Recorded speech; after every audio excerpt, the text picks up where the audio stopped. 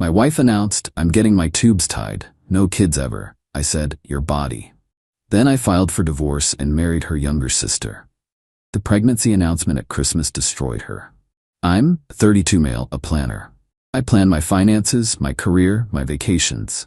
For 8 years, I planned a life with my wife, Alara, 31. We dated for 3, married for 5. Our 5-year plan, the one we mapped out on a bar napkin on our 2nd anniversary, was simple. Pay off her student loans, save for a down payment, buy a house, and then start trying for kids. We hit every single benchmark, ahead of schedule, even. 3 months ago, we closed on our first home.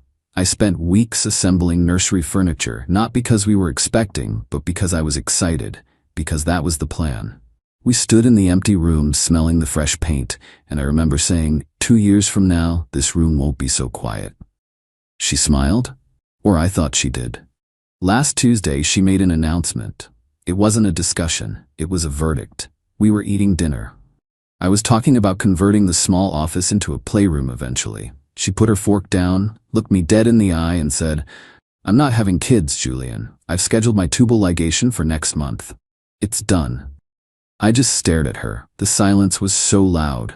All our plans, our conversations, the late-night whispers about what we'd name them, all of it just evaporated. "Okay," I said, my voice eerily calm. She blinked, surprised. I think she was expecting a fight, a tantrum, a negotiation. "Okay? That's it?" "It's your body, Alara," I said, picking up my fork again. "Your choice." She relaxed, a triumphant little smile playing on her lips. "I knew you'd understand. I don't want to give up my life, you know? Our life. We can travel, we can be spontaneous." I just nodded and finished my meal. I didn't understand, and she didn't know me at all if she thought I would. She hadn't just decided she didn't want kids. She had decided to void the entire contract of our marriage, unilaterally. She had let me buy a house, build a nursery, and dream a future she had no intention of sharing. She watched me do it and said nothing. That wasn't a change of heart. That was deception. The next morning, while she was at her spin class, I called a lawyer. I packed a bag. I transferred half the money from our savings account, my half from my inheritance, into a new account in my name only. I took one thing off the wall. A ridiculous, oversized custom map of the world we'd bought together, where we'd planned to put pins in all the places we'd take our kids. When she got home, I was sitting on the sofa with a folder. "What's that?" she asked, sweaty and smiling. "Divorce papers," I said. "Our plan is over, which means we are too." Her face fell. The entitlement, the smug confidence, it all curdled into disbelief. "You're divorcing me? Over kids? That's insane. We have a great life." "No," I corrected her. "You have the life you want. I was actively building a life you secretly had no intention of living. That's not a partnership. That's fraud." She's been calling, texting, screaming for days. She says I'm throwing everything away over a hypothetical person. She's wrong. I'm throwing her away for a very real betrayal. My lawyer says it should be a clean break. No kids, separate finances for the most part, house is the only real asset. She thinks this is a negotiation tactic. She thinks I'll come to my senses. I won't. I'm not sad, I'm empty. But my plans have changed. The goal is the same, just the person I'm building it with is now TBD. Update 1. Things have escalated. As predicted, Alara's shock turned to incandescent rage. The divorce is proceeding, but not cleanly. Her new favorite word is alimony. Her lawyer is arguing that her emotional distress from my sudden and cruel abandonment has impacted her ability to work. It's nonsense, but it's a delay tactic. Her main point of contention, bizarrely, has become a piece of furniture.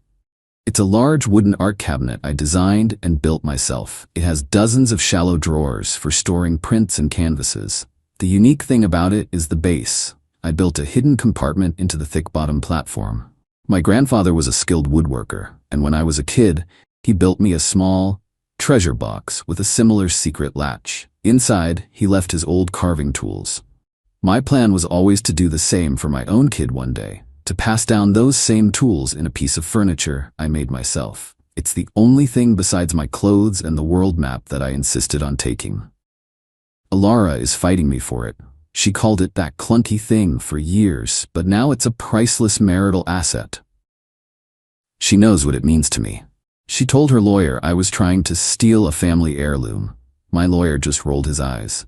We have photos of me building it in our old apartment's garage long before we were married. It's a transparent, petty power play. Her family, Adrian and Lena, have been awful. They called me, not to understand, but to lecture.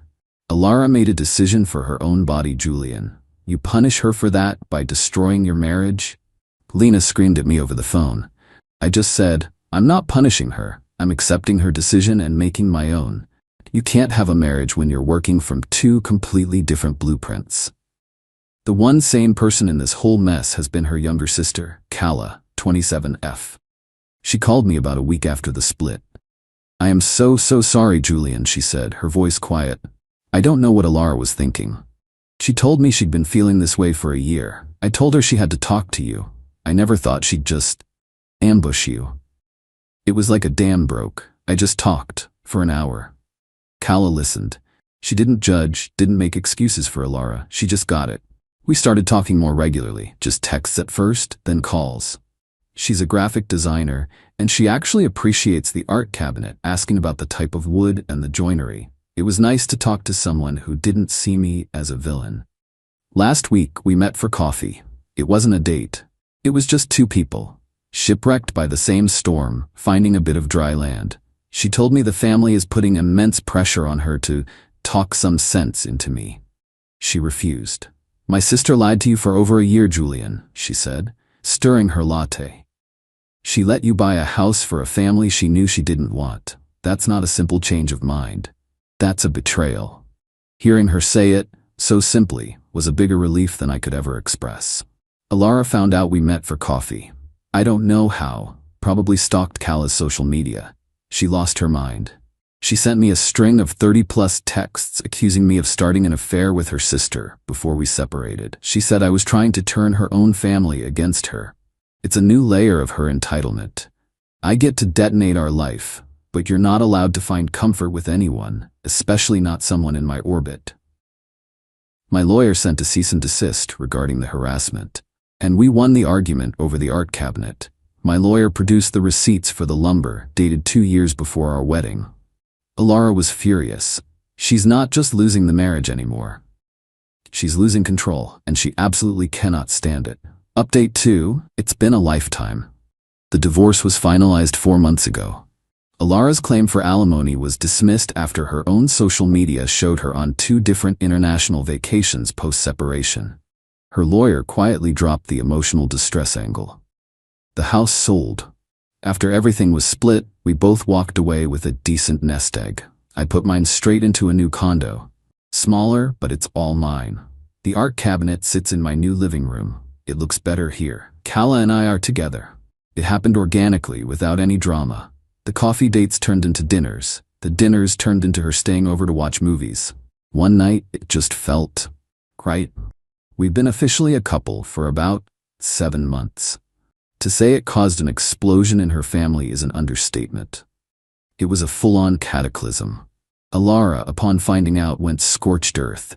She didn't just scream at me, she tried to poison everyone against Kala. She told her parents that Kala had been waiting in the wings for years, that she'd seduced me when I was vulnerable. Adrian and Lena, her parents, bought it hook, line, and sinker. They called Kala and disowned her. I'm not exaggerating. Her father told her she was dead to him for dancing on the grave of her sister's marriage. They cut her off completely. No calls, no money, not that she needed it, but it was the principle, nothing. It was brutal. For about a week, Kala was a wreck. She felt guilty, even though she'd done nothing wrong. I just held her. I let her cry. I reminded her that Alara's actions were the cause of all of this, not hers. We were just living in the crater she'd left behind. Alara's dirty tricks got more pathetic. She found out Kala had a big freelance project with a major beverage company. Alara tried to sabotage it. She sent an anonymous email to the project manager's public business address, full of lies about Kala being unprofessional, unstable, and a homewrecker.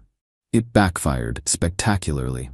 The project manager was a woman in her 50s who had been through a nasty divorce herself. She saw right through it. She called Kala, forwarded the email, and said, "Just so you know what you're dealing with. And for what it's worth, we're extending your contract."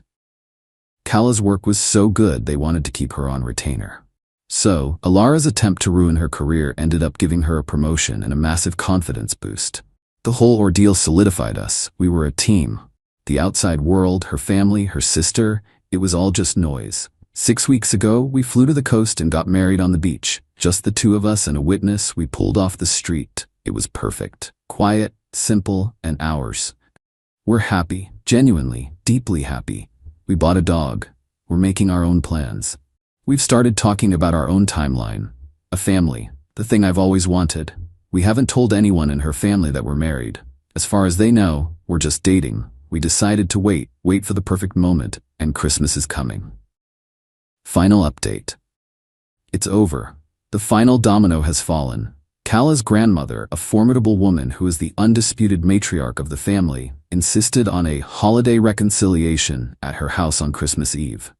Attendance was not optional. Kala was hesitant, but I told her we should go. We have nothing to hide and nothing to be ashamed of, I said. Let's walk in there as a unit. We knew Alara would be there. We were prepared.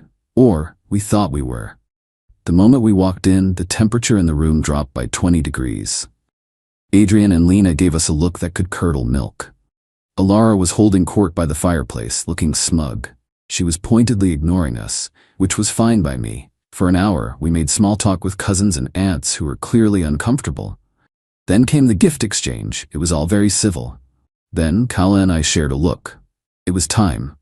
We had a small, beautifully wrapped gift for her parents.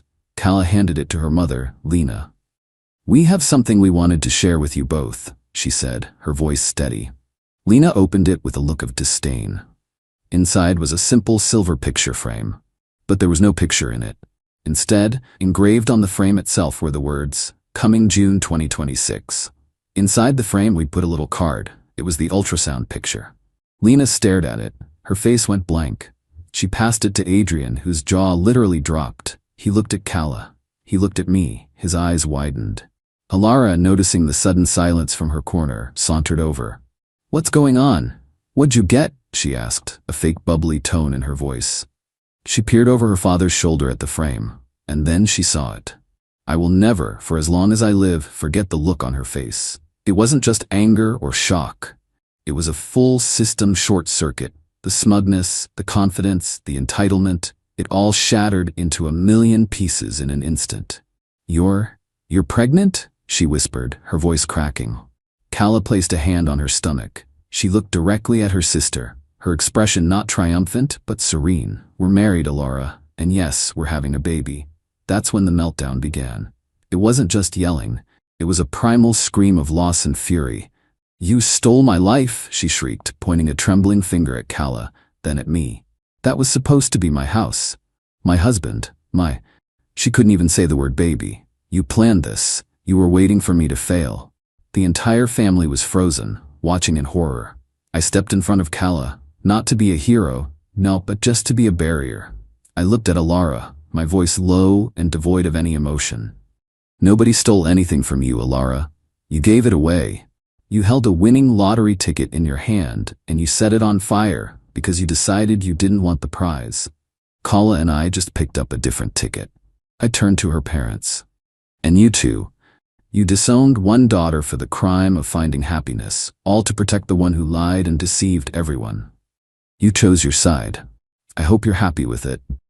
Adrian and Lena looked utterly broken. They were staring at Kala's stomach, then at Alara's contorted, tear-streaked face.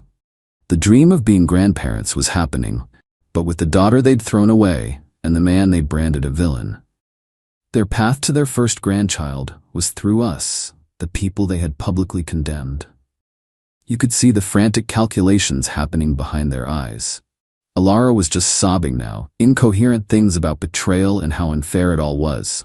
We didn't stay to watch the rest. Kala grabbed my hand and we walked out of that house, leaving the wreckage behind us. The car was silent on the way home. Kala finally broke the silence. "I feel free," she whispered. My phone started buzzing before we even got home. A text from Lena. "Kala, please, let's talk." Then one from Adrian. "We are so sorry. We want to be in our grandchild's life." We ignored them. Last night, Kala and I were setting up the art cabinet in the new nursery. It's painted a soft yellow now. I opened the secret compartment, showing her how the latch worked. The old carving tools from my grandfather were nestled inside. "He would have liked you," I said, my voice thick with emotion. She leaned her head on my shoulder, her hand on her belly. "I think he would have too. This is my life now. It's not the life I planned 8 years ago on a bar napkin. It's better. It's real." Alara didn't just lose a husband. She lost the future she threw away, and now she has to watch it unfold right next door for the rest of her life. That's not revenge. It's just cause and effect. And it's a kind of justice I can live with.